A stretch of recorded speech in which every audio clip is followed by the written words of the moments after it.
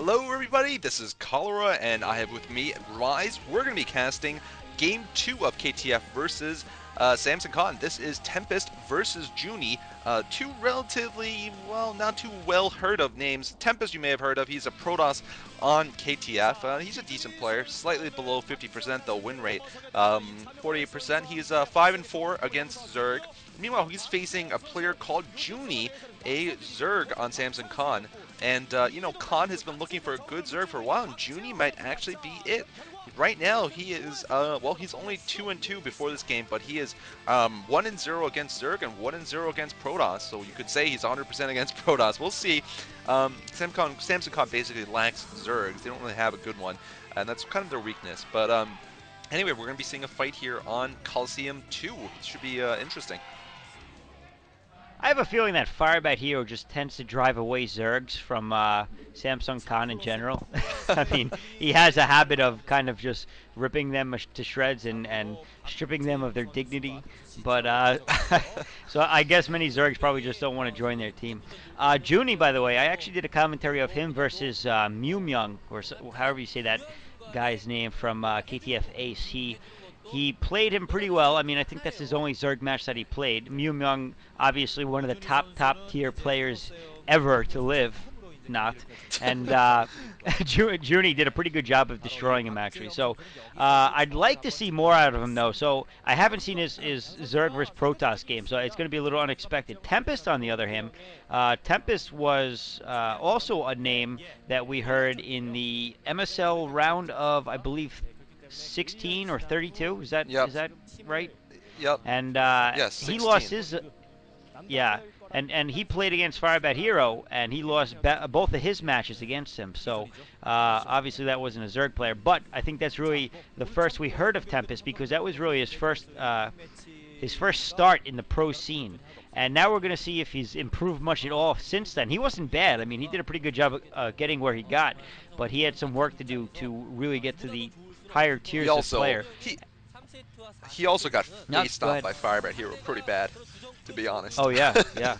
He did. Yeah, definitely. But I mean, he did make it from pretty much the minor leagues to the pros because of that. So we got two relatively no-name players at this point, and both of them have to be hungry. And it's almost like one of those boxing matches, really, in the beginning of a person's career. They kind of put him up against the guy who's 2-0 against the guy who's 2-0 to see who moves on to be the prize fighter later down the line. And I think that's what they're fighting out for right now, trying to see who is going to be that prize fighter going forward. Yeah, and then there's those who make their name by slaying a giant, who knocking out a giant like Savior. Of course, Firebat Hero, that's what I'm talking about. Flash also back in the day made his name by beating Stork. Back when he Yeah. started off, Flash and Stork have such a long history. And here we're seeing pretty standard openings for Colosseum. Colosseum, by the way, a fairly Protoss biased map on this lineup. We're seeing the Forge and then Nexus for the Protoss player, and we saw the 12 hatch. Most likely double expand for the Zerg. We'll see if he puts down that gas. And oh, looks like he loses a probe. That's poor play by the Zerg player Juni. You're not supposed to lose a probe. I'm sorry, a drone to the scouting probe. That's a little bit poor, but nice work there. Gonna Noob. get a little bit of an advantage. Um, and meanwhile, we're seeing, totally standard opening here. We could see, yeah, we're seeing the second expansion being put up with the third hatchery. After that scouting probe goes down, we have a lot of options for the Zerg player. He could go for what everyone loves right now, the Spire Hydra build, Scourge Hydra build or whatever, or he could go for something like a 4-hatch Hydra break, although that probably wouldn't work so well on Colosseum, being that there is such a such a thin choke point there. And that is part of the reason why Protoss have a big advantage on this map, because they don't have to, put that many cannons to defend relatively easily, and they can also pick up their third gas fairly easily and comfortably just by picking up the expansion location. So we'll see, we'll see what's going to happen here. We're seeing a gas here, so not a fourth hatchery first. Most likely we're going to see a standard build here from Juni. Try to take it to the long game. He has a slight advantage because his units, he's in cross positions, diagonal positions, so he's the farthest away possible. That's going to hurt the Protoss player a little bit when he's trying to harass him. So, that's going to equal things up a little bit. Probe going towards the second natural, probably just a scout for Tempest. And, pretty calm opening here from both players. Not going to be a lot of action for a while. It's an interesting place for a fourth hatchery, huh? Yeah, Just it's kind of on the ledge a little bit. I guess it's a good good for spot. I don't know. sunkens. It's Yeah, good yeah, for placing a sunken or two, I guess. That is pretty smart. yeah. So it's kind of different. Stargate going down for Tempest. It looks like we are going to see a Oh, Hydraless Den. And wait, that's the four that hatch is four Hydra hatch build. Then I would hydras. imagine. That is. And Absolutely. I mean, but how do you think that the map distance is going to play to is it going to play to his advantage or his detriment?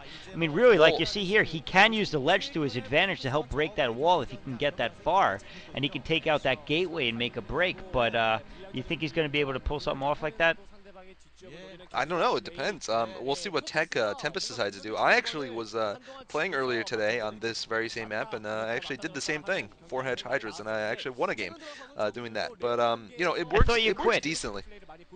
I did quit, but you know, but you're back. it's just one The man. addiction, I can control it. the I addiction can was too control it, man. much. One last dance I with can Mary control it. Jane, huh? Oh man. I don't need the StarCraft to live, man. I'm in control of my life.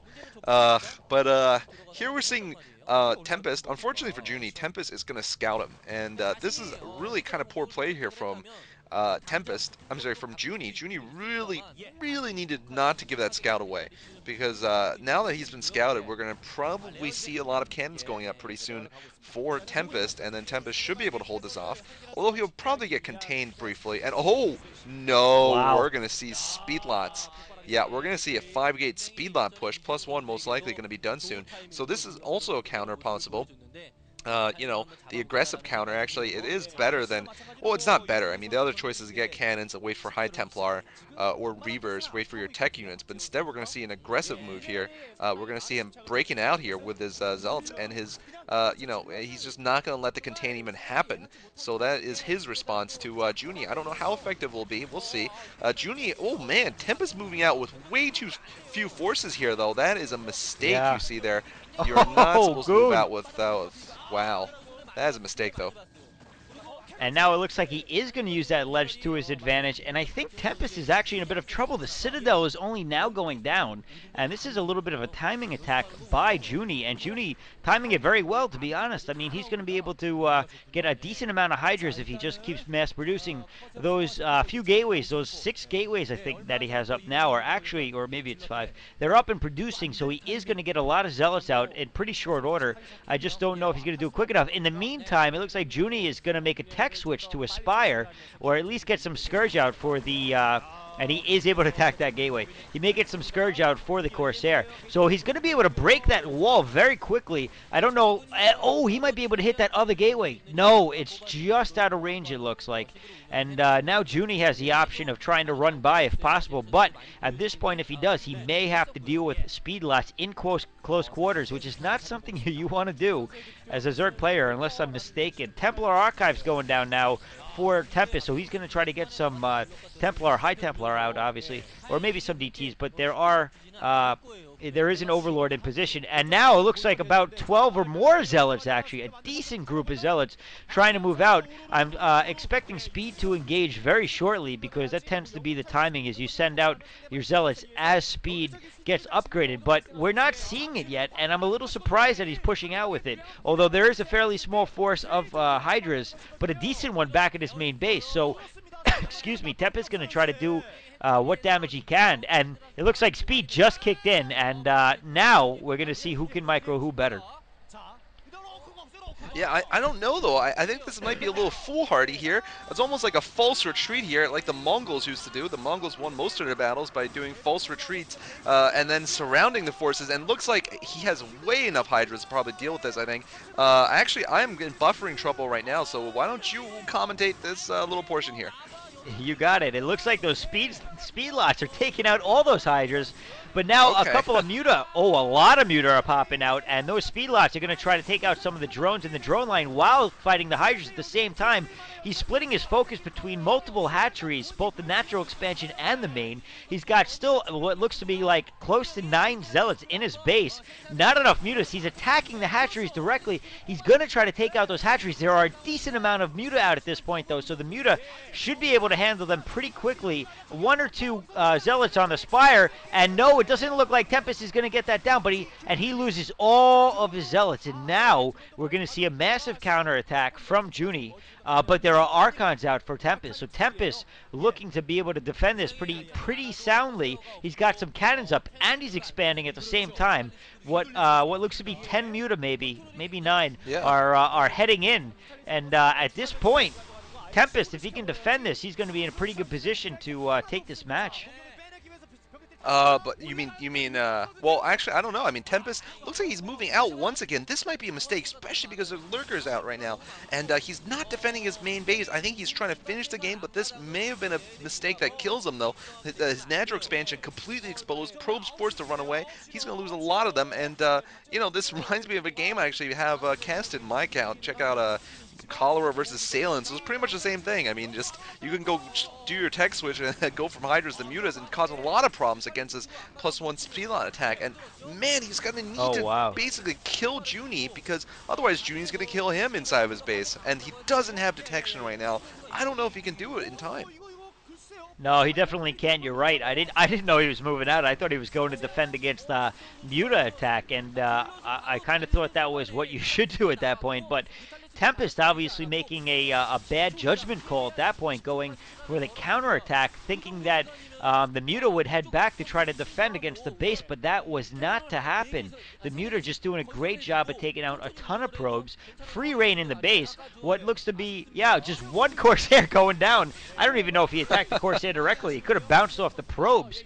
And at this point, now Tempest certainly in a lot of trouble. And again, with no detection, as you said, he is going to, oh man, and now the Hydras come in with Lurkers, and this is going to be, I think, it for Tempest. Yeah, he's got no detection. Yeah, that's it for him. Good tech switches by the winner here, which apparently is Juni. He's still got that one Lurker. One Lurker can win the game right now. That one Lurker is just going to march all the way in. GG. Wow, frustrating loss for Tempest, I gotta say. I think he had the advantage briefly. You can tell. Look how frustrated he looks. He knew he made a bad judgment there, not defending, instead going on the attack, and he paid for it with his life, with his Protoss life, I guess. Stork giving a big high. Notice how Stork has not changed uniforms yet. Interesting enough, some players are getting changes. 1.5 stars only though, because he did almost die, I guess. I think it has to do with the quality of player they beat. I mean, he just beat Tempest, and why would you give more